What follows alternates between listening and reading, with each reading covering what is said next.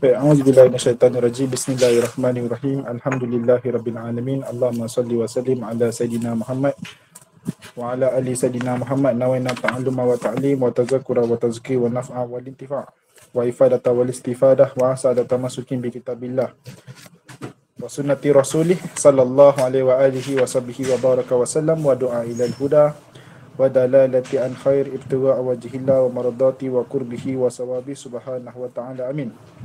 Alhamdulillah, bersyukur kepada Allah Subhanahu Wa Taala kerana dengan iradah dan kudrahnya dapat kita bersama-sama menghadiri majlis bacaan syama'in Nabi Muhammad sallallahu alaihi wasallam. Baik. Jadi sebelum saya mulakan insya-Allah ada siapa yang boleh baca? Hari ini insya-Allah kita akan masuk dalam perbahasan bab pelitup kepala Nabi Muhammad sallallahu alaihi wasallam. Babu ma jaa fi takannu'i Rasulillah sallallahu alaihi wasallam. Ada yang siapa nak baca? Tak ada? Okey, boleh. Biar dulu. Ya, bismillahirrahmanirrahim.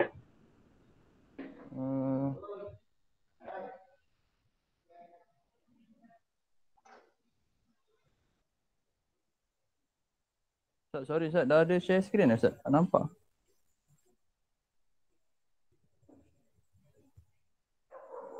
Allah Akbar, kalau share screen saya tak dapat Ustaz.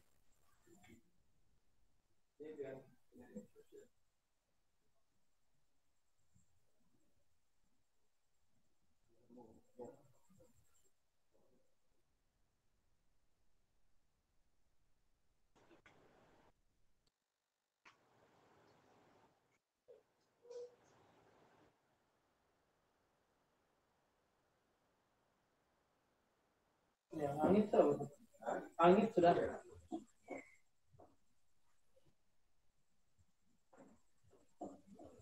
Okey, sorry, saya tutup. Okey, bismillahirrahmanirrahim. Alhamdulillah wassalatu wassalamu ala Rasulillah wa ala alihi wa sahbihi wa man walah. Babu ma jaa qala musannifu rahimahumullah taala wa nafa'na bihi wa bi ulumihi fid darin. Amin.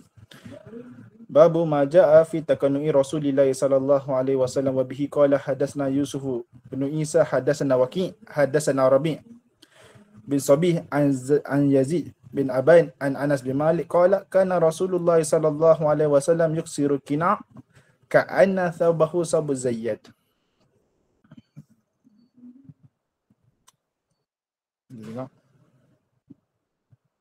Tapi ni saya baca dulu, nanti yang ni okey, baik. Okey, hadis yang ke-126. Okey, tadi saya baca, saya gunakan terjemahan ni lah. Daripada Anas bin Malik menyatakan Rasulullah sallallahu alaihi wasallam selalu memakai penutup kepala sehinggalah seolah-olah pakaian baginda menyerupai pakaian penjual minyak. Okey, baik. Jadi kat sini kita bahas membahaskan pelitup kepala Nabi Muhammad sallallahu alaihi wasallam. Okey. Apa yang dimaksudkan oleh kina'? Kina' kat sini dibahaskan ma'ani mufrad dia adalah ta'tiyatu ra's wa aktsaru wajhi. Iaitu kain yang tutup kepala dan sebahagian besar wajah. Jadi kebiasaannya kalau siapa yang duduk dekat negara Arab, kina' kat sini dia macam nak cakap serban dia tak serban, tapi dia macam penutup kepala, yang mana penutup kepala tu dia besar dan mana dia mampu untuk menutup sebahagian kepala dan sebahagian besar wajah. Kalau ikut dalam kamus, kina' adalah mas, topeng lah. Tapi kina' tu bukan kina' yang dimaksudkan. Kina' yang dimaksudkan adalah kain yang penutup. Dia melitup kain penutup kepala. Selalunya kalau pelajar Mesir ni, kalau saya belajar Mesir ataupun sebahagian daripada negara Arab selain pada Mesir, Sudan, kebiasaannya mereka akan memakai kepala besar. Selalunya dia macam ada punya penutup kepala tu besar. Sampai menutup kepala lah. Itu yang pertama. Okey. Jadi kat sini ditasbihkan, diumpamakan penutup kepala Nabi Muhammad sallallahu alaihi wasallam menyerupai pakaian penjual minyak. Okay, kat sini dibahaskan kana Rasulullah yughatti ra'sahu biridai alataki imam ma'adhni au zaiti alladhi wada'a ala ra'sihi syarif li'alla tattasihal imamah. Jadi kat sini antara kenapa Nabi Muhammad sallallahu alaihi wasallam menutup kepala, antaranya adalah takanuk ni, iaitu pelitup kepala ni, kenapa digunakan oleh sebahagian oleh orang Arab ketika zaman dahulu? Kerana takanuk ni adalah sesuatu allazi yahtaju ilahi al-mashi. Orang yang sentiasa nak berjalan, orang yang berjalan, dia memerlukan takanuk. Dia memerlukan sesuatu yang mana menutupi kepala dia. Jadi kenapa? Sebab nak menghalang ataupun nak menghindari daripada cuaca panas ataupun cuaca sejuk. Begitu. Jadi untuk nak menghindari daripada panas, jadi mereka ni orang Arab, mereka memakai al-qina' supaya mereka dapat menjaga kepala mereka dan menjaga mereka punya keadaan wajah mereka dan kepala mereka daripada panas ataupun sejuk. Dan diceritakan waqad kana sallallahu alaihi wasallam yaf'aluhu lizalik kama taqarra fil hadis al-hijrah. Ketika mana disebutkan dalam kitab, ketika mana nak berhijrah tu, ketika Nabi Muhammad sallallahu alaihi wasallam nak menjumpa dengan Sayyidina Abu Bakar, Nabi juga memakai pelitup kepala ni. Begitu. Jadi apa yang kita dapat daripada hadis mengenai penutup kepala Rasulullah sallallahu alaihi wasallam? Pertama, sebagai seorang Islam, dia mestilah memelihara diri dia daripada sesuatu yang panas ataupun sejuk. Sebab cuaca yang panas dan cuaca yang sejuk boleh mengakibatkan kondisi, dia boleh efek kondisi tubuh badan kita, keadaan tubuh badan kita. Kalau panas sangat boleh jadi hidrasi ataupun demam yang pernah berlaku di Malaysia. Dan kalau sejuk sangat pun akan menyebabkan seseorang tu dia demam sejuk ataupun dia punya badan dia mungkin gigil dan sebagainya. Jadi kat sini kita dah belajar bahawa sini Islam sangat menitik beratkan tentang soal kesihatan dan soal jiwa dan diri seseorang umat Islam. Jadi kita mestilah mengambil asbab dengan cara kita menutup kepala, misalnya seperti yang ditunjukkan oleh Nabi Muhammad sallallahu alaihi wasallam. Itu yang pertama. Yang kedua, pelitup kepala ni secara umumnya kita kata pelitup kepala dia bersifat umum. Takanuk ni bersifat umum. Maksudnya kita kata lafaz takanuk ni dia lafaz yang umum. Jadi kalau kita memakai sepisannya serban ataupun topi jerami ataupun topi yang panggil topi yang selalu orang pakai buat healing tu kan. Topi yang macam itu.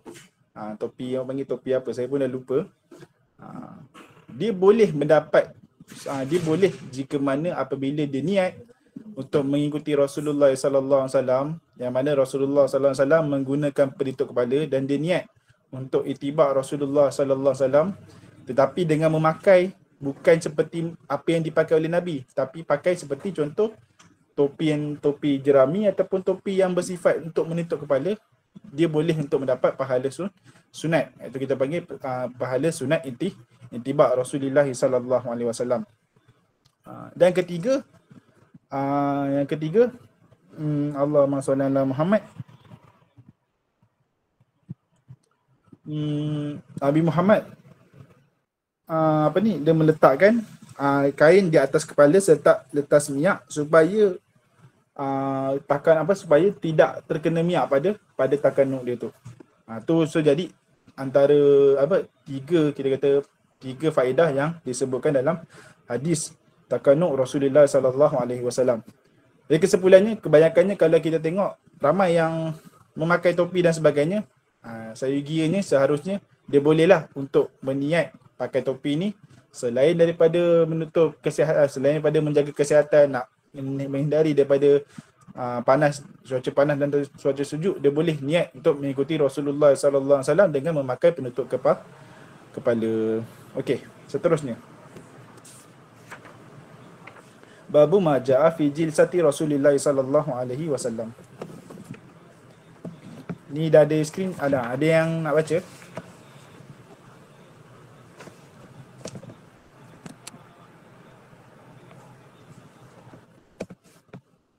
Okey, baik. Bismillahirrahmanirrahim. 21 bab mengenai cara duduk Rasulullah sallallahu alaihi wasallam. Wa bihi qala hadatsana Abdullah bin Humaidin qala hadatsana Affan bin Muslimin qala hadatsana Abdullah bin Hasana an jaddatayhi an qailata binti Makramata annahu ra'at Rasulullah sallallahu alaihi wasallam fil masjidi wa huwa qa'idun al-qurfusa'a qalat falamma ra'aitu Rasulullah sallallahu alaihi wasallam al-mutakhashshi'a fil jilsati itu minal faraki. Kailah binti Makramah menyatakan bahawa dia melihat Rasulullah SAW sedang duduk dengan lutut baginda diangkat mengenai perut. Kailah berkata, ketika aku melihat Rasulullah SAW duduk dengan sangat khusyuk, aku menjadi gemetar kerana gerun kepada kehebatan baginda SAW. Wa bi qala hadatsana Sa'id bin Abdurrahman Makhzumi wa ghairu wahidin kulluhum qalu hadatsana Sufyan an Zuhri an Abad bin Tamim an ammihi annahu ra'a Nabiy sallallahu alaihi wasallam mustalqiyan fil masjid wadi'an ihda rizlaihi 'ala al-ukhra. Abad bin Tamim menyatakan daripada bapa saudaranya Abdullah bin Zaid menyatakan Abdullah melihat Rasulullah SAW tidur terlentang di dalam masjid dalam keadaan meletakkan salah satu kaki baginda di atas kaki yang lain. Wa bi qala hadatsana Salamatu bin Sabibin. Baca dulu. Wa bihi qala hadatsana Salamatu bin Syabibin qala hadatsana Abdullah bin Ibrahim al-Madani qala hadatsana Ishaq bin Muhammadin an-Ansari an Rubayhi bin Abdurrahman bin Abi Sa'idin an abihi an jaddihi Abi Sa'idin al-Khudri radhiyallahu anhu anhum qala kana Rasulullah sallallahu alaihi wasallam idza jalasa fil masjidi ihtaba biyadaihi. Sayyidina Sa'id Khudri radhiyallahu anhu menyatakan Rasulullah sallallahu alaihi wasallam apabila duduk di dalam masjid, baginda memeluk betis ke perut dengan dua tangan baginda kemudian diikat dengan kain. Baik. Bismillahirrahmanirrahim. Alhamdulillah wassalatu wassalamu ala Rasulillah wa ala alihi washabihi wa man wala. Jadi kat sini dibincangkan tentang duduknya Nabi Muhammad sallallahu alaihi wasallam. Secara mudahnya duduk Nabi duduk bersama dengan ahli mutawaddi'in, orang yang mutawaddi'in, orang yang tawaduk. Antaranya ahli sadar sufiyah, ahli sufi yang banyak berzikir kepada Allah SWT, dan Nabi Muhammad sentiasa bergaul dengan dengan fuqara, dengan golongan-golongan fuqara. Dan Nabi Muhammad sallallahu alaihi wasallam tidak duduk bersama dengan orang-orang yang sombong dan takabur. Itu kita maklum. Yang kedua, disebutkan dalam kitab Nabi Muhammad sallallahu alaihi wasallam mempunyai sikap tawaduk, dan terzahirnya sifat tawaduk Nabi Muhammad sallallahu alaihi wasallam melalui duduknya Nabi. Dan disebutkan dalam hadis yang ke-127, apa yang disebutkan? Kita kata daripada Kailah binti Makramah menyatakan bahawa dia melihat Rasulullah sallallahu alaihi wasallam sedang duduk dengan lutut baginda diangkat mengenai perut. Wahwa dalam hal keadaan, kalau bahasa Arab wahwa qa'idul kurfusa. Okay, jadi kurfusa ni bentuk dia macam mana? Bentuk dia kita kata dalam keadaan kurfusa ni kita kata duduk bertumpu pada pangkal peha atau tulang ekor. Kedua peha merapat ke perut dan kedua tangan memeluk bahagian depan betis lutut. Okey. Dia susah kalau saya nak tunjuk sekarang. Cuma alhamdulillah saya ada satu gambaran. Saya nak share screen sekejap. Saya share screen sekejap boleh? Boleh tutup screen ni sekejap? Tutup sebentar. Okey, baik. Ni saya punya screen saya sendiri. Okey. Tengok ni. Okey, ni antara sebahagian daripada cara duduk yang ditunjuk oleh orang Jepun. Ni banyak ni.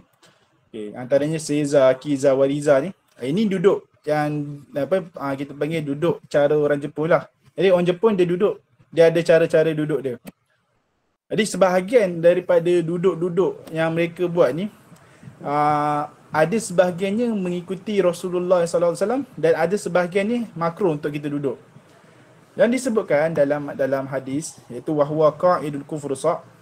Kurfusa ni kita kata duduk dia tu duduk macam taiku suari macam ni.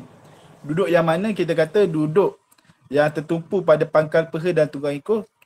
Kedua peha tu merapat ke perut dan kedua tangan memeluk bahagian depan betul lutut. Ni macam taiku suari ni. Ni.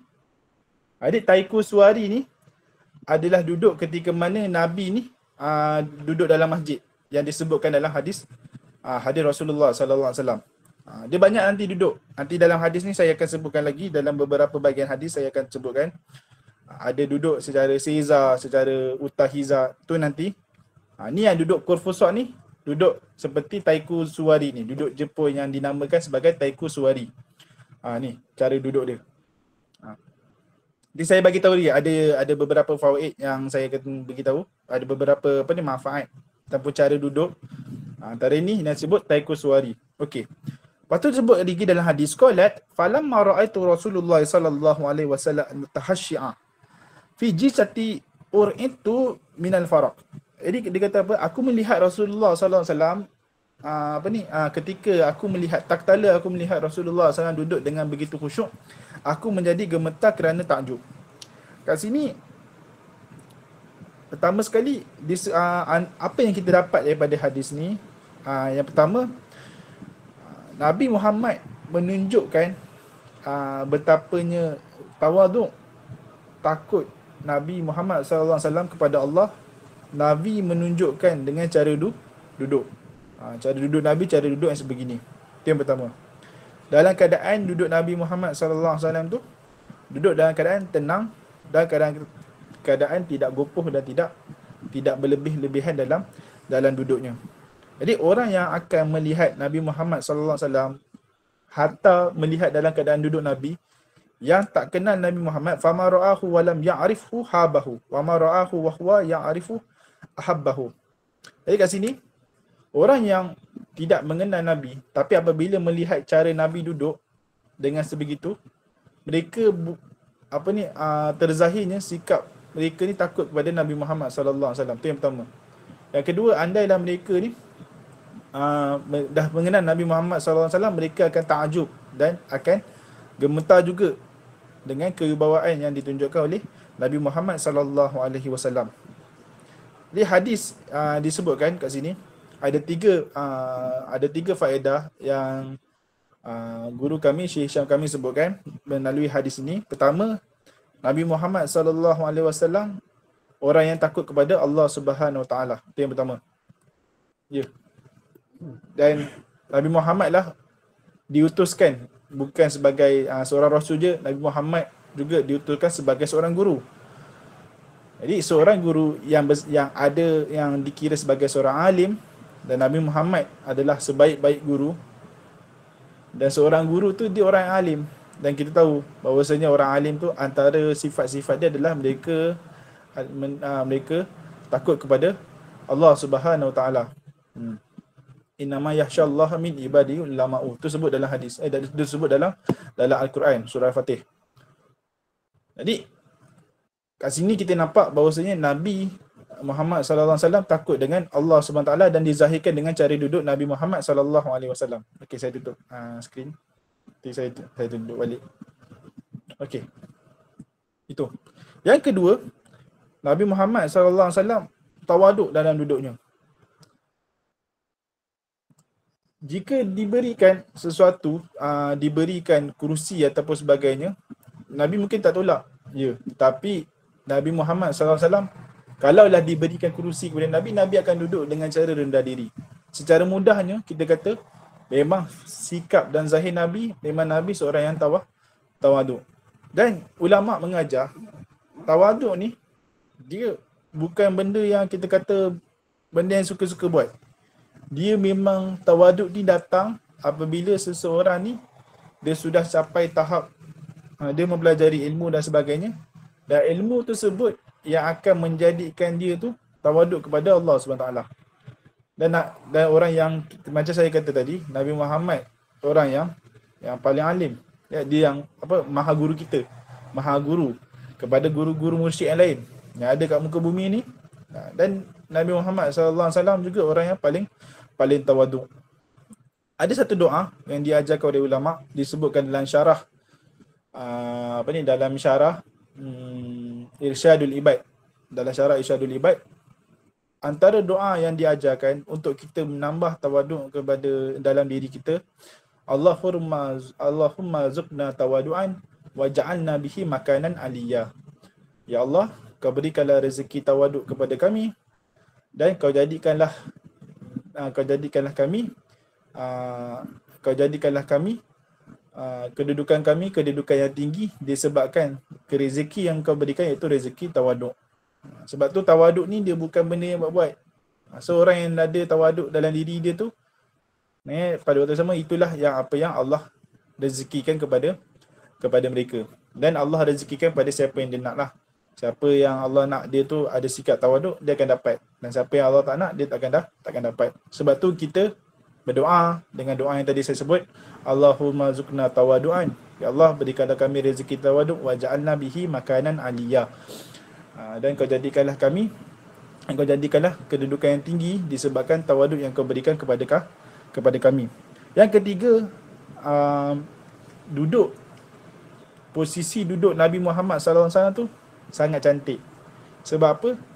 Sebab cantik itu Allah SWT berikan kepada Nabi Muhammad SAW. Dan bukan cantik saja. Apa yang disebutkan dalam hadis yang terakhir, dalam teks hadis yang terakhir, dia kata apa? Dia kata, ketika aku melihat Rasulullah duduk dengan sangat khusyuk, aku menjadi gemetar kerana gerun kepada kehebatan baginda. Kita gariskan, gerun kepada kehebatan baginda tu, gerun ni ada dua. Sama ada gerun sebab takut, lagi satu gerun sebab kewibawaan ataupun kehebatan. Tapi pada sahabat ni, mereka bukannya dia takut dengan Nabi juga, tapi pada sama mereka juga ta'zim dengan Nabi Muhammad sallallahu alaihi wasallam.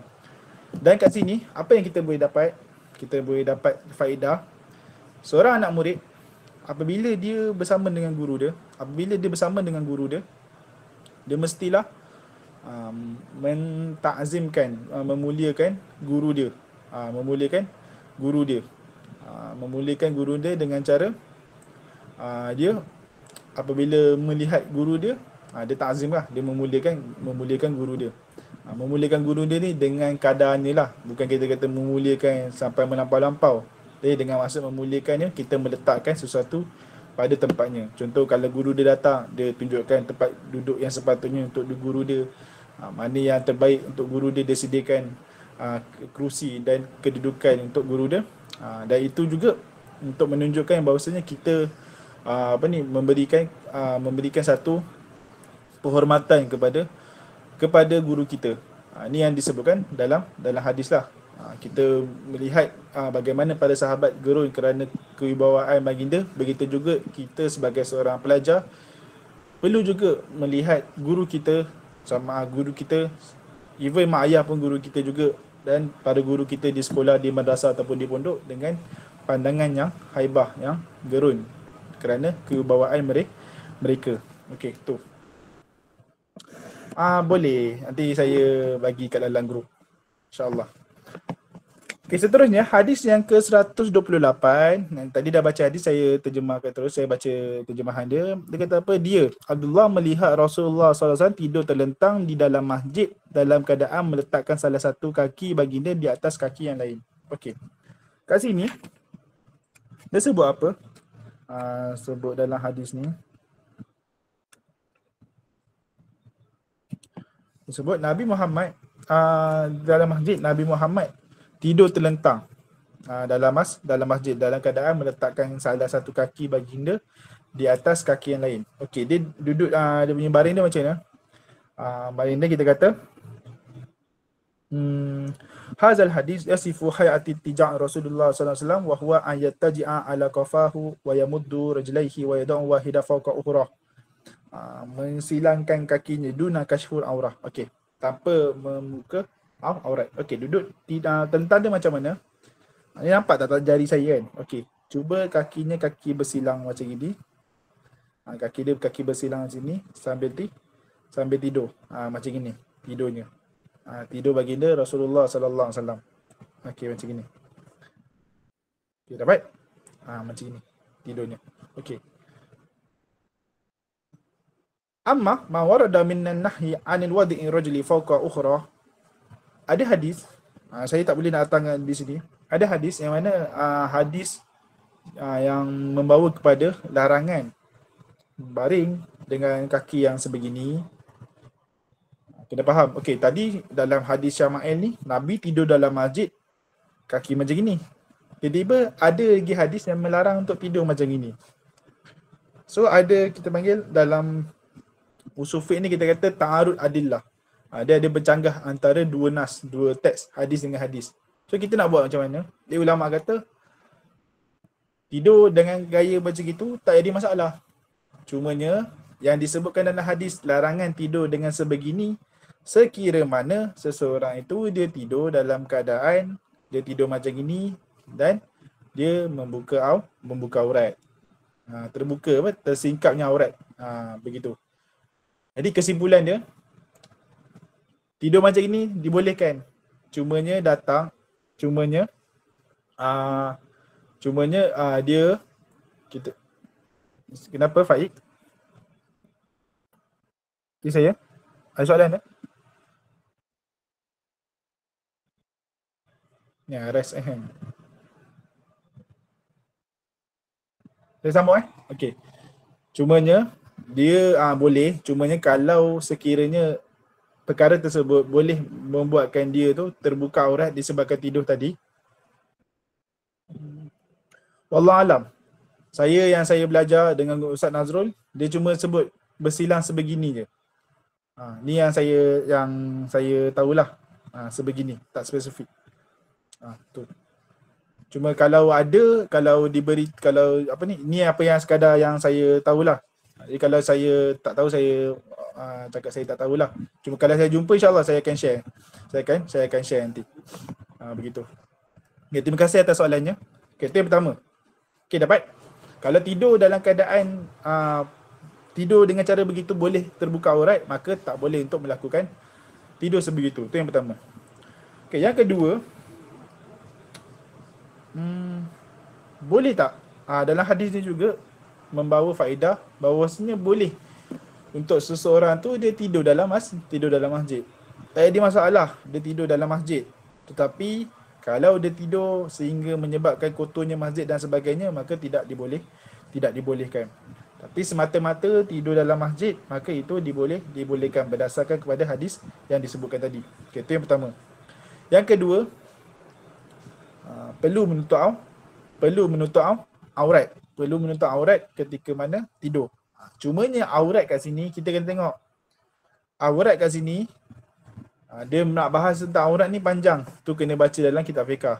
Di aurat kita sesama diri kita saja hanya menutup antara kubur dan dubur. Menutup antara kubur dan dubur. Jadi kalau seseorang tu dia tidur dalam keadaan berselimut, menutup kubur dan dubur, dia juga dikira sebagai menutup aurat.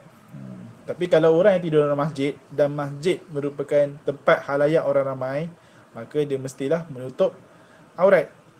Di antara kalau lelaki pusat di antara pusat hingga lutut, perempuan pula tutup semua badan kecuali muka dan tapak tangan. Okey, begitu. Dan yang ketiga, itu je lah yang disebutkan dalam hadis. Okey, lagi satu. Sebagai tambahan saya, Nabi Muhammad, dalam duduk Nabi Muhammad dalam majlis, Nabi Muhammad suka mentakzimkan para sahabat dengan apabila Nabi Muhammad duduk dalam khalaqah, duduk dalam perkumpulan bersama dengan para sahabat, Nabi akan memberikan pandangan secara haknya, sehingga para sahabat ni bila duduk dengan Nabi Muhammad, dia akan rasa yang mereka ni dipandang oleh Nabi Muhammad sallallahu alaihi wasallam. Itu yang pertama. Yang kedua, Nabi Muhammad apabila duduk bersama dengan mereka, Nabi Muhammad duduk bukan ni kita kata duduk dengan kosong-kosong. Nabi Muhammad duduk dalam keadaan mereka semua mengingati Allah. Dan ketika mana mengakhiri majlis duduk bersama dengan Rasulullah sallallahu alaihi wasallam, Nabi akan mengakhiri majlis, Nabi Muhammad akan mengakhiri majlis dengan membaca tasbih kafarah. Tu begitu. Jadi kat sini apa yang kita boleh dapat? kat sini apa yang boleh kita dapat, bahawasanya duduk dengan para sahabat Nabi, duduk dengan para sahabat Nabi ketika mana Nabi Muhammad duduk dengan para sahabat Nabi, tugas Nabi adalah untuk mengingatkan mereka tentang Allah Subhanahu Taala dan ajaran agama Islam. Jadi Nabi Muhammad bukan saja duduk tunjukkan posisi juga. Nabi Muhammad sallallahu alaihi wasallam juga mengajarkan bahawasanya duduk jangan kosong-kosong. Perlu memberikan faedah kepada masyarakat ataupun kepada orang yang sekeliling kita. Itu. Okey, hadis yang seterusnya pula, hadatsana Salamah bin Syabib, hadatsana, ini dah baca. Saya terus baca diriwayatkan Abi Sa'id al-Khudri menyatakan Rasulullah apabila duduk dalam masjid, baginda memeluk betis ke perut dengan dua tangan baginda, kemudian diikat dengan kain. Ni itibak lah. Okay, ni itibak. Itibak tadi macam tadi yang saya sebutkan. Cumanya itibak ni dia, kalau siapa yang pernah tengok, kebiasaannya para habaib ni dia kalau duduk dalam keadaan ihtibak, nak mengamalkan hadis ihtibak ni, kadang-kadang mereka tak mampu nak ihtibak. Ya betul, duduk peluk kedua belah kaki. Ya betul. Macam tadi saya sebutkan ni, yang saya tunjukkan tadi, taiku suwari tu. Tu kan saya tunjukkan tadi tu, taiku suwari, begitu. Duduk macam gini, duduk peluk, macam gitu. Cumanya yang menjadi dia ada beberapa keadaan yang mana Nabi Muhammad buat sebegitu. Ya, dalam masjid Nabi buat begitu. Dan kadang-kadang Nabi ikat dengan kain. Kalau kita tengok, selalunya para habaib ni dia guna habwah. Habwah nama dia habwah. Kalau perasan ni dulu zaman saya belajar dulu, budak-budak selalu beli habwah sebab nak ikut macam Habib Umar, tapi hakikatnya mengikut Rasulullah. Cuma yelah, kita melihat orang yang terdekat dengan kita seperti Habib Umar dan para habaib yang lain, mereka menggunakan habwah untuk membuat ihtibak ni. Habwah ni nanti cari kat Shopee ada kot. Habwah ni kat Shopee ada. Dia panjang. Tapi tengok saiz. Ada orang berbeza badan, berbeza saiznya. Jadi habwah ni dia akan mengikat, dia akan menggantikan tangan kita dengan cara dia akan mendakap kita punya kaki tanpa kita mengangkat tangan kita. Contoh kalau kita, contohlah kan, kita nak baca ulas samadat, ulas samadat dan sebagainya. Takkan kita nak baca sambil kita buat macam gini kan? Jadi dia akan pakai habwah. Habwah ni tak semestinya beli barang tu. Boleh je kita pakai ridak. Contoh pakai syal kan, pakai ridak. Kita beli ridak panjang, kita boleh je ikat pakai habwah. So ada dua, sama ada beli habwah yang memang specialities untuk ihtibak, tu boleh cari kat Shopee, ataupun kalangan masyarakat lain jarang jumpa. Tapi kena ingat, kita bukan nak bandingkan guru-guru siapa, sebab isu dia bukan masalah duduk saja. Bagaimana cara kita duduk. So kalau para masyarakat lain, kita habiskan dulu pasal habwah ni. So pakai habwah sama ada duduk macam gini, pakai habwah, ataupun pakai ridak. Pakai ridak, kita ikat dengan ridak. So bila dah ikat dengan ridak tu, so dia duduk macam gini, dia menggantikan tangan kita. Jadi bila menggantikan tangan kita, kita akan boleh baca, tak kisahlah baca dia baca kitab ataupun baca ulas samadat dan sebagainya. Begitu. Okey, soalan tadi, masyarakat lain buat habwah. Masyarakat lain tak buat sebegitu macam ni. Okey.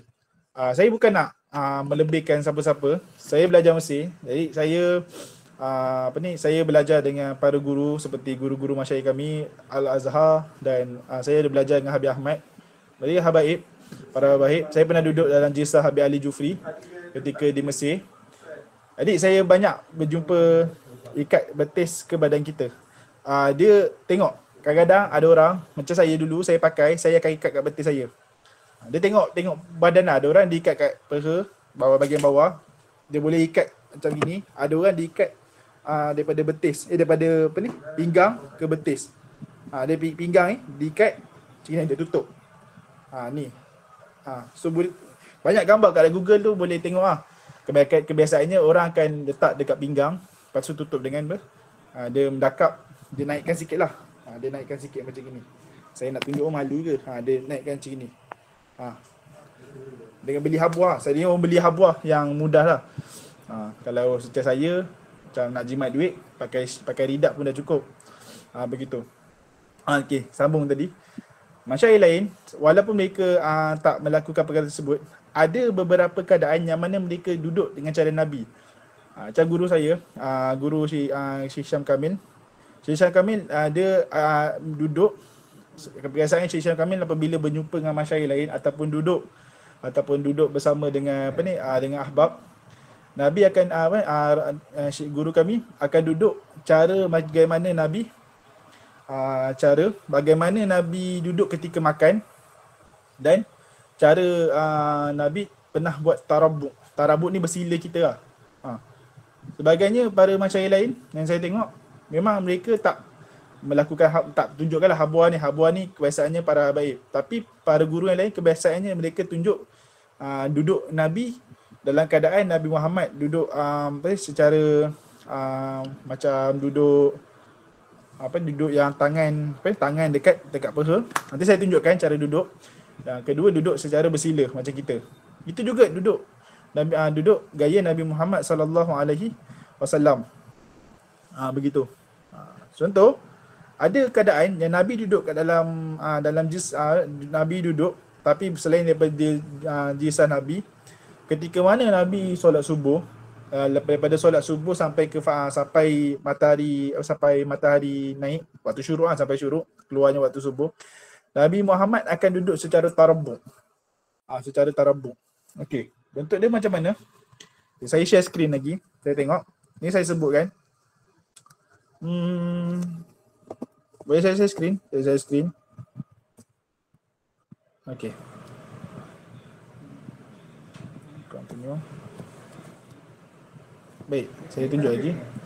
Okey, kalau Syiza, Kiza dengan Utahiza ni, Syiza, Kiza dengan Utahiza, ni cara duduk baginda ketika makan. Dan seeloknya Syiza. Syiza ni saya pernah tengok video Buya Yahya bahas Syiza, Kiza dengan Utahiza. Kiza ni duduk Jepun ni yang bernama Kiza ni, ini duduk ketika mana Nabi makan kurma. Ketika mana Nabi makan kurma, Nabi duduk Kiza. Kenapa Nabi makan kurma dalam duduk keadaan Kiza? Kerana di situ nak menunjukkan bahawa Nabi makan dalam keadaan sekejap je. Dia bukan nak makan dalam tempoh yang lama. Dan ada yang makan Nabi seperti duduk Syiza, duduk sebegini, yang yang tangan di atas paha, kaki pula macam itu. Ada keadaan Nabi Muhammad sallallahu alaihi wasallam duduk dalam keadaan Utahiza. Duduk dalam keadaan Utahiza ni. So dua Syiza dengan Utahiza ni adalah cara duduk Nabi Muhammad sallallahu alaihi wasallam ketika makan. Okey. Jadi yang kita sebut dalam hadis yang disebutkan tadi, yang saya sebutkan, Nabi Muhammad selain daripada Nabi duduk seperti Taikuswari, duduk ihtibak, Nabi juga pernah duduk daripada waktu subuh sehingga terbitnya matahari dengan cara duduk agura. Agura ni dalam bahasa Arab ni kita kata ni, agura ni kita kata at-tarabbu. Ni yang duduk bersila kita. Macam biasa.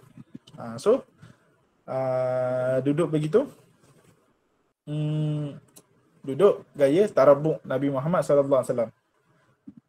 Ada keadaan yang mana Nabi duduk, Nabi tak pernah duduk, tapi sebut dalam kitab fiqh, kalau seseorang tu duduk, ketika mana duduk dia tu berada, duduk kedudukan posisi duduk dia ni di antara dua sujud, hukum dia makruh. Seperti duduk wariza.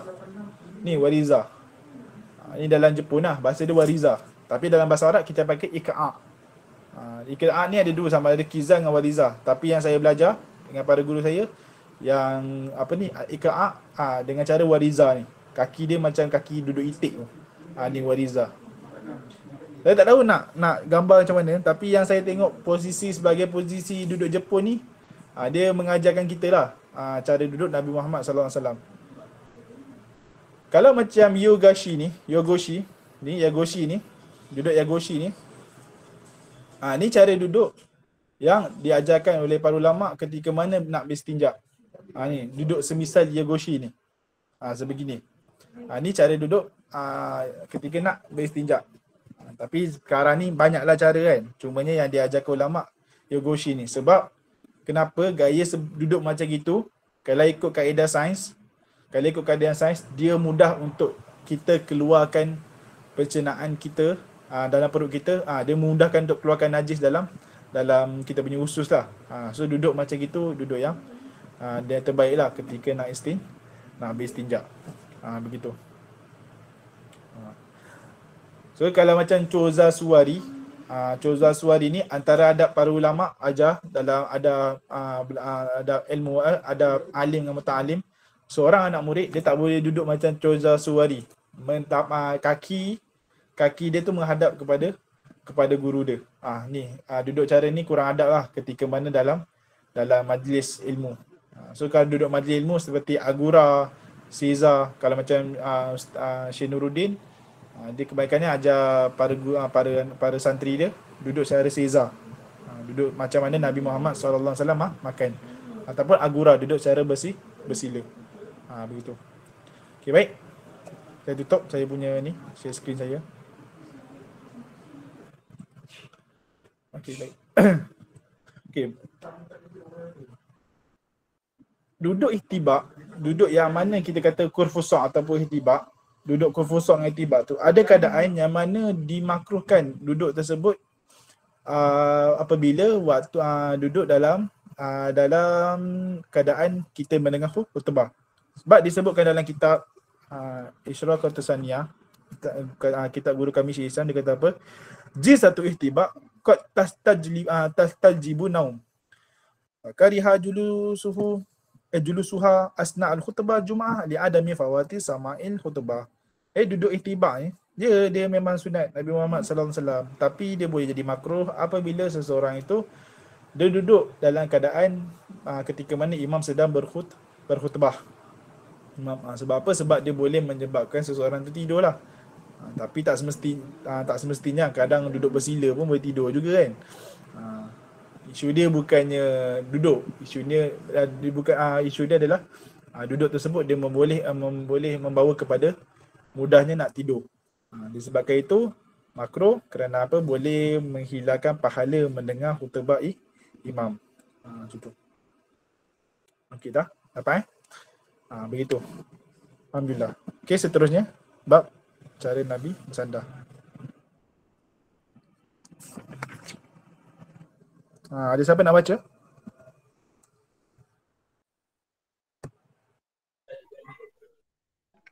Okey, baca. Bismillah. Bismillahirrahmanirrahim. Bab mengenai, boleh saya Ustaz? InsyaAllah. Okey, baca. Bab mengenai cara Rasulullah SAW bersandar. Jabir bin Samurah radhiyallahu anhu menyatakan, aku melihat Rasulullah SAW bersandar ke bantal di sebelah kiri baginda. Seterusnya Abdurrahman bin Abi Bakrah radhiyallahu anhu menyatakan daripada bapanya bahawa Rasulullah SAW bersabda, maukah kamu semua aku beritahu tentang sebesar-besar dosa besar? Mereka menjawab, ya wahai Rasulullah. Baginda SAW bersabda, menyekutukan Allah dan derhaka kepada ibu bapa. Setelah itu baginda duduk dan berkata lagi, juga penyaksian palsu atau perkataan dusta. Rasulullah SAW terus mengulang ucapannya sehingga kami berharap semoga baginda diam. Baik, baca habis. Saya nak laju. Abu Juhaifah radhiyallahu anhu menyatakan Rasulullah SAW bersabda, maka aku tidak akan makan sambil bersandar. Abu Juhaifah radhiyallahu anhu menyatakan bahawa Rasulullah SAW bersabda, aku tidak makan sambil bersandar. Jabir bin Samurah radhiyallahu anhu menyatakan, aku melihat Rasulullah SAW bersandar ke bantal. 23 bab mengenai cara Rasulullah SAW jalan berpapah. Baik, okey. Ni saya bersandar. Okey, ni bab dalam keadaan bersandar Nabi Muhammad sallallahu alaihi wasallam. Okey. Sandar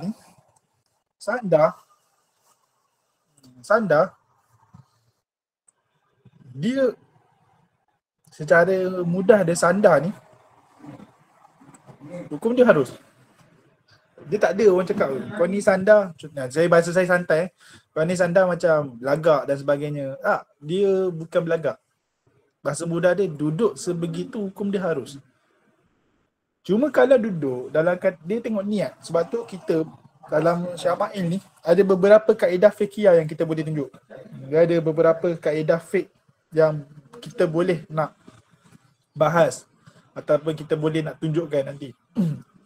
Antaranya kaedah duduk Nabi Muhammad ni, antaranya kaedah fiqh yang boleh keluarkan dalam keadaan cara Nabi duduk dan bersandar. Pertama, al-aslu fil asya' al-ibahah. Al-aslu fil asya' al-ibahah. Sesuatu perkara tu pada asalnya ibahah.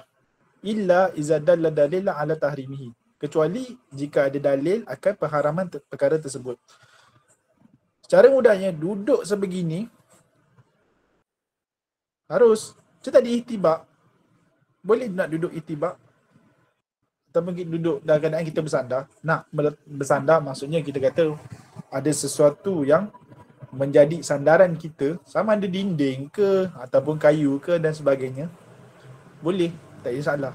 Hatta dekat makam Imam Syafi'i yang sekarang ni di Mesir, ada satu tiang, dikatakan tiang tersebut tiang yang Imam Syafi'i pernah sandar. Ketika mana Imam Syafi'i mengajar ketika ketika beliau hidup. Boleh, tak ada salah nak bersandar ketika nak baca buku dan sebagainya, tak ada masalah. Cumanya kalau duduk tersebut membuatkan dia tu sombong, membuatkan dia tu merasa lebih megah daripada orang lain, maka duduk dengan cara sebegitu dia tidak digalakkan lah.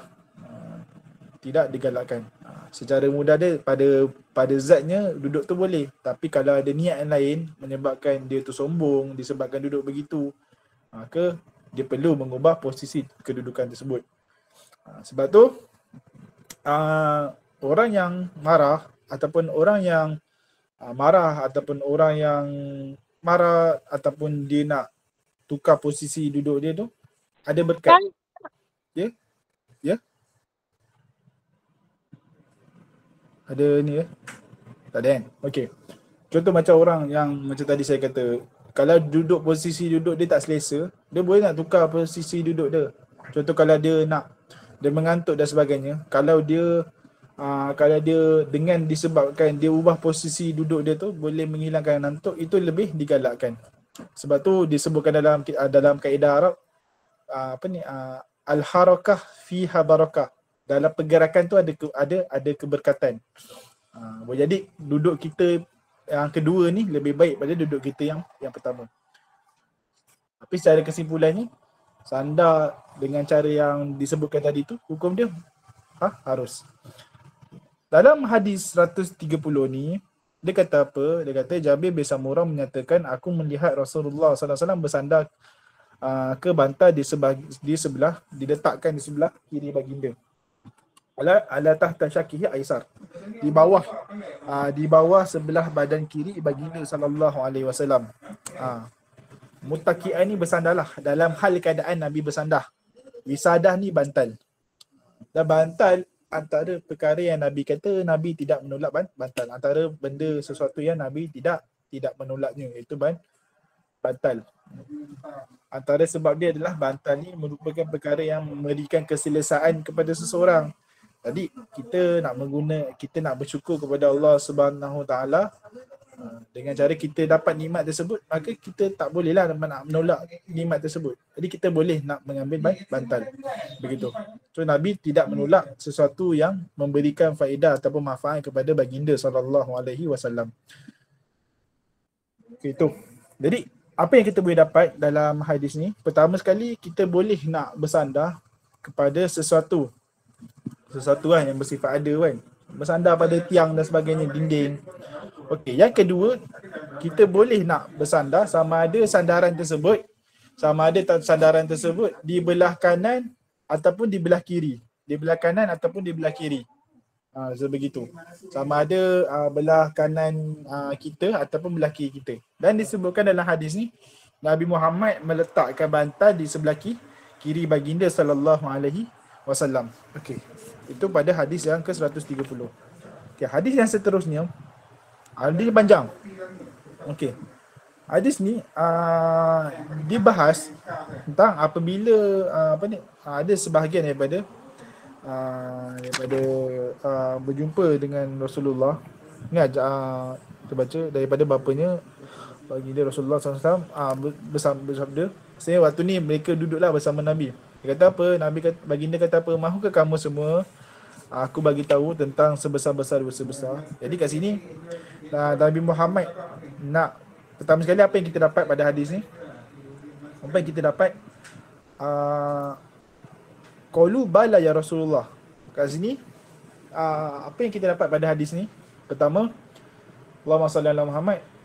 Apabila guru ingin memberikan satu faedah kepada kita, memberikan satu maklumat, satu ilmu, lebih-lebih lagi ilmu yang membawa kepada peringatan dan membawa kepada kesedaran, jadi kita mesti kena tunjuk, yang kita nak ilmu tersebut. Tu pada penyataan sebegini. Itu yang pertama. Lepas tu yang kedua, qala al-isyraku billah wal uqudu walidain. Apa ni? Sekutukan Allah. Pertama Nabi kata apa? Menyekutukan Allah. Ya. Sekutukan Allah tu iaitu bukan kita, nauzubillah. Seseorang tu dia menyembah selain daripada Allah. Okey.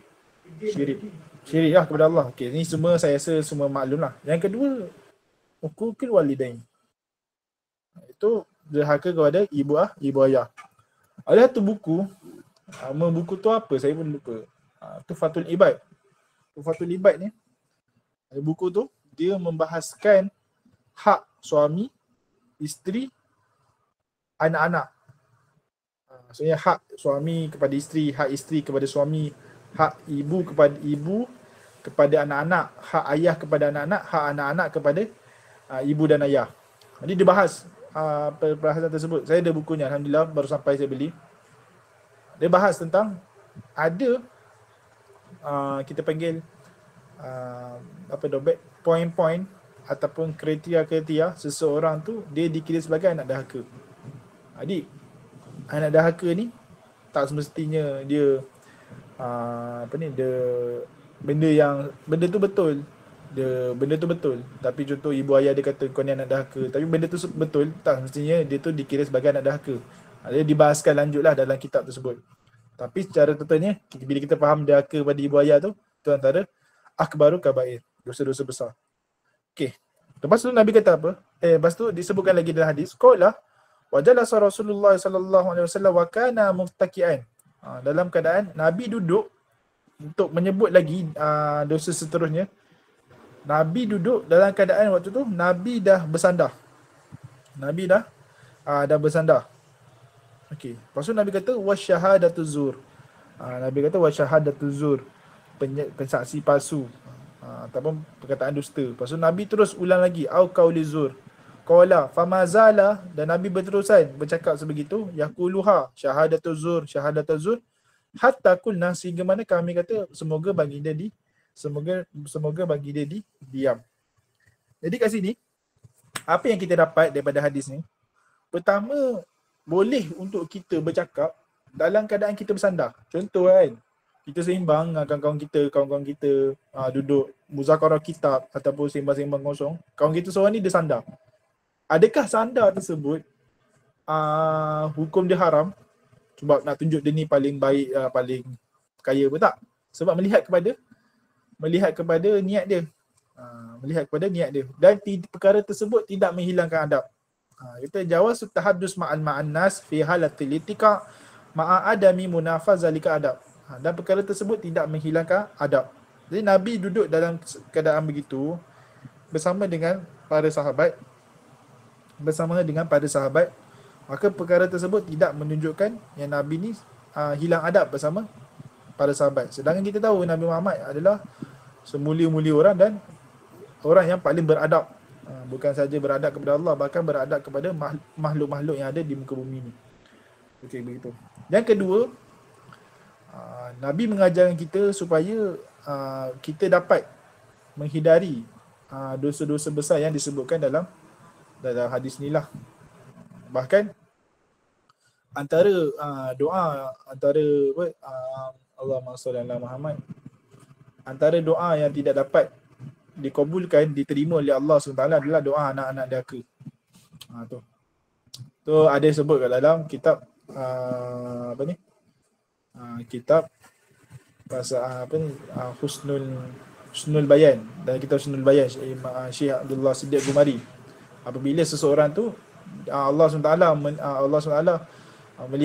melihatnya, maksudnya Allah Taala berikan rahmat kepada dia ketika mana malam pertengahan bulan Syakban, kecuali beberapa orang, iaitu orang yang syirik kepada Allah Subhanahu Wa Taala, orang yang saling bergaduh bersama satu sama lain, orang yang keluar daripada jemaah Islam, dan orang yang penzina, dan pada waktu yang sama yang mendahaka kepada ibu dan ayah. Moga-moga Allah Subhanahu Wa Taala menghindarkan kita pada perkara tersebut. Dan juga saksi palsu. Yang ketiga, pada hadis yang terakhir tu, yaquluha hatta qulna, sehingga kami berharap semoga baginda diam. Kat sini bukan nak cakap para sahabat, bukan nak cakap yang Nabi ni biarlah Nabi ni diam. Bukan macam itu. Bahasa dia bukan macam itu. Bukan diorang nak Nabi diam, tak. Tapi kat sini para sahabat mereka merasakan bahawasanya azab yang disebutkan oleh Nabi tu terlalu berat, sehingga Nabi ulang-ulang macam Nabi nak bagi penegasan yang sangat berat. Macam nak cakap yang dosa tersebut berat, sampai Nabi ni ulang-ulang tegas-tegas dalam ucapan tersebut, sehingga bagi para sahabat ni kesian dengan Nabi Muhammad, dan mereka kata harap Nabi berhenti kerana terlalu kesian dan rasa kasihan dengan Nabi Muhammad sallallahu alaihi wasallam terhadap apa yang Nabi katakan. Begitu. Bukan sebab nak suruh Nabi diam, tapi sebab kesian dengan Nabi Muhammad sallallahu alaihi wasallam. Okey. Hadis yang seterusnya, dia kata apa? Amma ana hadis sebut amma ana fala aqulu muttaqian. Ni kat sini kata hadis yang mana Nabi Muhammad tidak makan dalam keadaan Nabi bersandar. Okey. Cuma kat sini yang saya jumpa, alam hafiz tu yang saya jumpa dalam keadaan bersandar ni sandar macam biasa. Ada syarahan lain. Sandar kat sini bukannya sandar kita sandar sini, tapi makan dalam keadaan kita makan keadaan meniarap. Dalam keadaan meniarap, makan keadaan menarap. Jadi makan keadaan meniarap tu tidak disukai oleh baginda sallallahu alaihi wasallam. So makan dalam keadaan makan yang bersandar pun yang tidak digemari oleh Nabi Muhammad sallallahu alaihi wasallam. Cumanya nanti dalam bab adab makan ni nanti dibahaskan oleh sahabat kita nanti, sahabat yang akan membentangkan nanti. Ada keadaan Nabi makan bersandar. Tapi keadaan Nabi makan bersandar tu pada mana ketika mana Nabi makan Nabi dalam keadaan yang lapar. Jadi kat sini pun dikeluarkan juga kaedah fiqh. Wad darurah tu tazulu karahah. Darurat dan hajat tu dia boleh menghilangkan kemakruhan. Bahkan ada keadaan dia boleh menghilangkan keharaman. Tapi pada keadaannya lah. Contoh macam tadi, keadaan yang Nabi Muhammad lapar, jadi Nabi makan dalam keadaan bersandar. Waktu tu boleh Nabi nak waktu tu dibolehkan kerana apa? Kerana hajat ataupun keadaan Nabi lapar. Maka boleh untuk makan dalam keadaan begitu. Tapi kalau keadaan biasa dan sebagainya, tak digalakkan untuk makan dalam keadaan bersandar. Tu.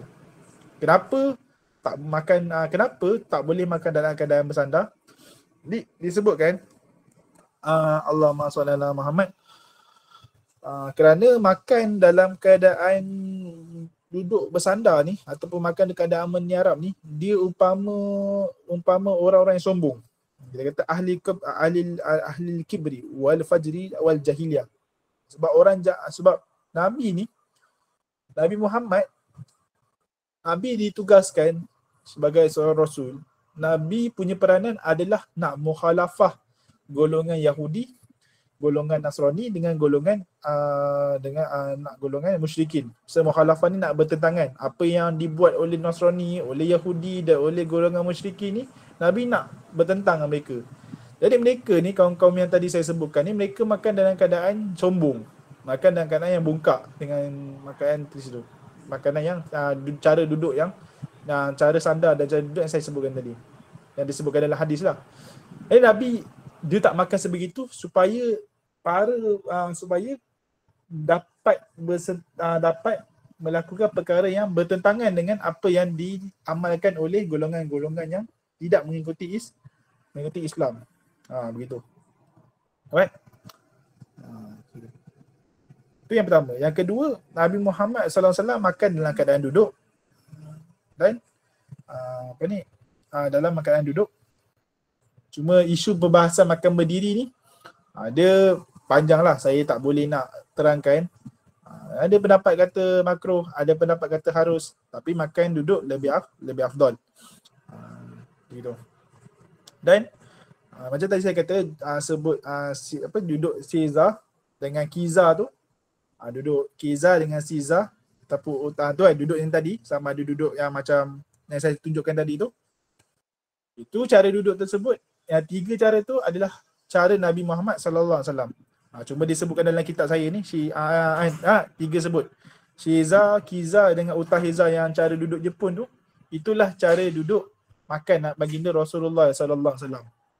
Saya tak tahu nak tunjuk gambaran macam mana. Boleh je nak tunjuk gambar lain. Cuma saya berminat untuk share cara duduk Jepun tu sebab sebahagian amalan yang Jepun buat ada juga sebahagian daripada apa yang Jepun amalkan, masyarakat Jepun amalkan tu ada bertepatan dengan sunnah Rasulullah sallallahu alaihi wasallam. Dan menariknya, ini saya sharekan waktu saya berbual dengan guru saya, Syekh Syam Kamil. Saya cerita keadaan masyarakat Cina, sebahagian masyarakat Cina yang mana apabila mereka ni berniaga, mereka berniaga pada waktu pagi dan waktu pagi tu waktu subuh. Sebab apa? Ikut dia orang punya amalan dia orang, kalau waktu pagi tu waktu ada ong kan. Macam bapak saya cerita kalau ada berbual dengan peniaga apa, kenapa buka waktu pagi, dia kata, oh ada ong pagi-pagi. Waktu lepas subuh tu dia orang buka pagi sebab bagi dia orang ada ong lah kan. Ada untung lah. Tu guru saya kata sebenarnya mereka mengamalkan apa yang diamalkan oleh Rasulullah sallallahu alaihi wasallam. Itu Rasulullah kata pagi ni lepas subuh lah, pemudahnya lepas subuh ni pembuka pintu rezeki. Sebab tu dimakruhkan tidur lepas subuh, melainkan ada darurat ataupun hajat lah, contohnya seperti ngantuk ataupun penat dan sebagainya. Sebab pagi-pagi tu pembuka rezeki. Jadi orang Cina yang saya sebutkan tadi, amalan mereka ni sebenarnya sebahagiannya yang saya sebutkan tadi tu, mereka bertepatan dengan apa yang dilakukan oleh Rasulullah sallallahu alaihi wasallam. Begitu. Lagi dia kata Nabi ikut Cina. Ya, mereka ni ikut Nabi sallallahu alaihi wasallam. Lepas tu Nabi rahmatan lil alamin. Okey, seterusnya. Ni hadis yang berulangan. Hadis yang dah ulang tadi, kita baca tadi. Ke 133 dengan 134. Okey, seterusnya di bab saya yang terakhir. Okey, boleh baca? Siapa yang nak baca? Ya Ustaz, boleh. Okey, baik, baca. Bismillahirrahmanirrahim. Bab mengenai cara Rasulullah SAW jalan berpapah. Anas bin Malik radhiyallahu anhu menyatakan suatu hari Nabi SAW mengadu sakit. Kemudian baginda SAW keluar rumah dengan berpapah tangannya ke atas Usamah bin Zaid. Ketika itu baginda SAW memakai pakaian dari kitri, iaitu kain merah yang kasar yang berasal dari Yaman, dan diletakkan di atas kedua bahu baginda SAW. Kemudian baginda SAW menunaikan solat berjemaah bersama para sahabat. Baik. Seterusnya. Al-Fadil bin Abbas radhiyallahu anhu menyatakan, aku mengunjungi Rasulullah SAW ketika baginda sakit menjelang kewafatan baginda SAW. Kepala baginda diikat dengan pembalut kuning. Maka aku mengucapkan salam kepada baginda. Baginda SAW memanggil.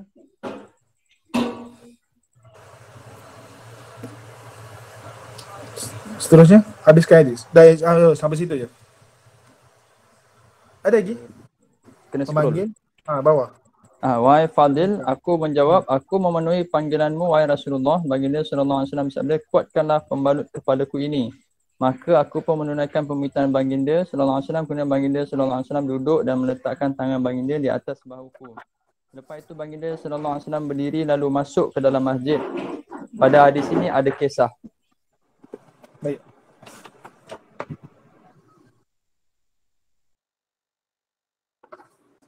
Okay. Babu juga bersandar pada bantal. Ini ada silap dalam terjemahan ini ada silap. Bukan dalam terjemahan saya ni ada silap. Okey, baik. Babu maja'ah fi itikaf. Cara Nabi SAW jalan berpapah. Saya dipapah oleh para sahabat. Apa yang disebutkan dalam hadis ni? Dia kata apa? Anas bin Malik menyatakan satu hari Nabi mengadu sakit. Kemudian baginda keluar rumah dengan berpapah tangannya ke atas Usamah bin Zaid. Wa alaihi sabun kitri. Dan baginda memakai pakaian dari kitri, iaitu kain merah yang kasar yang berasal dari Yaman, yang diletakkan di atas kedua bahu baginda. Kemudian baginda menunaikan solat jemaah bersama para sahabat. Okey. Kat sini syakian dengan maksud Nabi Muhammad sakit. Kemudian Nabi Muhammad dipapah oleh Usamah bin Zaid. Dan ketika itu Nabi Muhammad memakai pakaian kitri, iaitu burdah yaminiyah masnu'ah minal cotton, mana baju yang diperbuat daripada cotton wool, yang mana kain tersebut berasal daripada Yaman. Okey, waktu saya pun dah singkat, saya nak laju. Okay, antara hadis faedah yang kita boleh dapat ni, pertama sekali Nabi Muhammad memakai pakaian kitri daripada Yaman. Kat sini kita boleh kata Nabi Muhammad sangat menjaga pakaian. Sangat menjaga penampilan pakaian. Sebab tu orang yang dia nak pakai smart dan sebagainya, dia boleh niat bahawasanya Nabi Muhammad SAW pakai dalam keadaan yang smart juga. Dia ada hadis tentang pakaian Nabi kan. Kalau seseorang tu dia pakai tie, pakai baju coat tie, mengikuti sunnah Nabi Muhammad SAW memakai pakaian daripada Rom, pakaian daripada luar negara Arab, dia boleh nak ikut, dia boleh nak berniat untuk mengikuti Nabi Muhammad SAW memakai pakaian yang smart, yang segak, walaupun pakaian tersebut bukan budaya, bukan pakaian yang adat ni lah, adat Rasulullah SAW, adat orang Arab ketika zaman Rasulullah SAW. Itu yang pertama. Dan seseorang tu dia mesti menjaga pakaian dia lah. Dan Nabi Muhammad sangat menjaga-jaga dalam bab pakaian. Sebab tu bab pakaian ni dia kena bahas bukan secara penampilannya, dia juga perlu bahas dengan cara tafsiri. Pakai tie sunnah ke tak?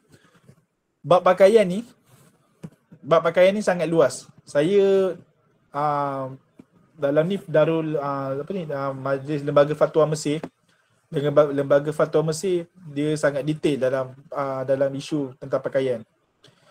Bila seseorang tu dia kata pakai tie dan sebagainya, mengikuti orang kafir dan sebagainya, itu ucapan yang tidak sepatutnya keluar lah. Sebab pakai tie ataupun pakai coat dan sebagainya yang kita nampak zaman sekarang yang kerja korporat dan sebagainya, mereka juga kalau berniat untuk mengikuti Rasulullah, yang mana Rasulullah memakai pakaian yang bukan daripada negara Nabi orang Arab, tapi Nabi pakai pakaian Rom, pakaian luar, pakaian orang Barat, orang yang luar daripada adat Nabi Muhammad SAW.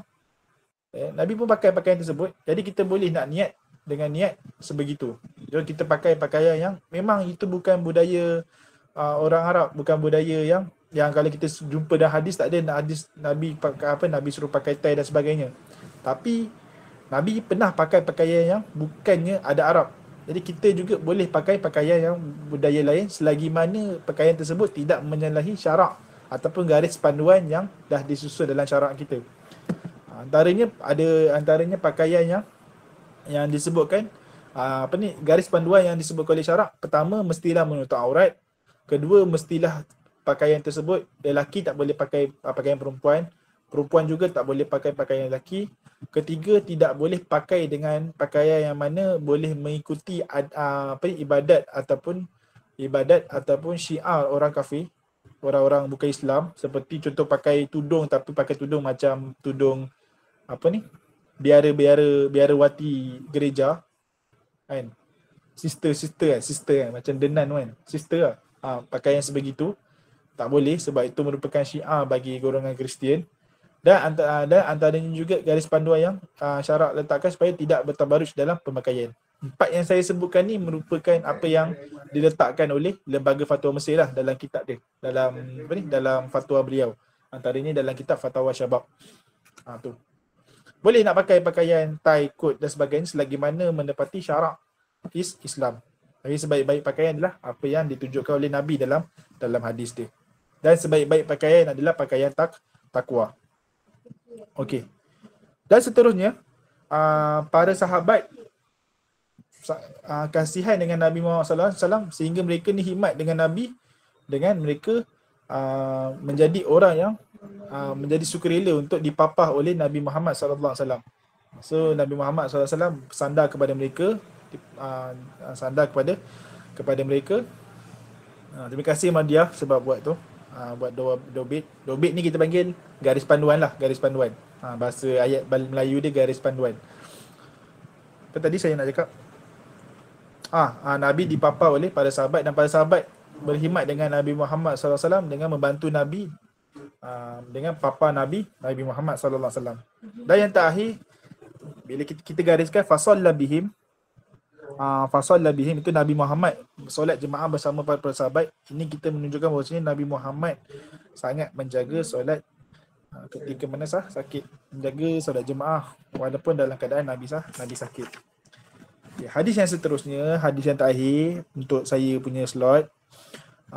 Dia kata apa? Ketika mana baginda sakit menjelang kewafatan baginda, kepala baginda diikat dengan pembalut kuning. Maka apabila aku mengucapkan salam kepada baginda, baginda memanggil ya Fadl. Qultu labbaik ya Rasulullah. Labbaik. Bahasa mudah labbaik ni kita kata kita menyahutlah. Ya Rasulullah, wahai lepas tu dia kata apa? Kuatkanlah pembalut kepalaku ini, maka aku pun menunaikan permintaan baginda. Kemudian baginda duduk dan meletakkan tangan baginda di atas bahuku.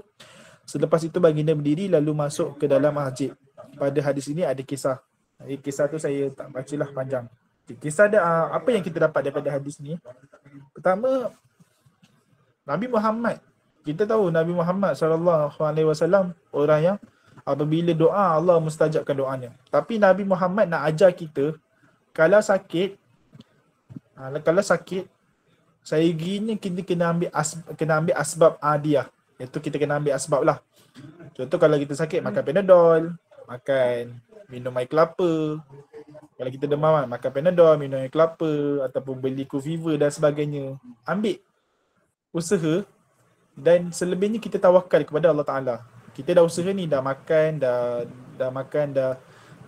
Panadol dan sebagainya, dan kita tawakal kepada Allah. Sebab yang bagi sembuh tu Allah, bukan perkara-perkara tersebut. Cuma kita usaha. Tu yang pertama. Jadi Nabi ajar kita kat sini melalui Nabi mengikat kepalanya dengan kain kuning yang mengikat di kepala baginda. Itu nak mengambil asbab supaya Nabi dapat mengurangkan sakit apa yang dialami oleh baginda SAW. Itu yang pertama. Yang kedua, kalau kita gariskan labbaik ya Rasulullah, dalam hadis sebab apa? Labbaik ya Rasulullah. Kat sini kita belajar bahawasanya para sahabat apabila menyahut seruan baginda, mereka takkan gunakan contoh na'am ya Rasulullah. Macam na'am ya wahai Rasulullah.